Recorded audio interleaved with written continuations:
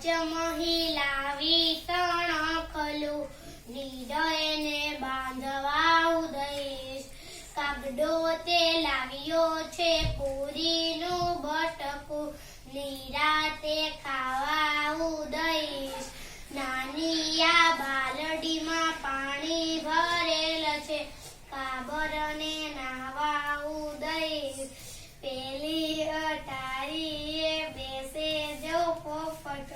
મીઠું મીઠું બોલવાનું કહીશ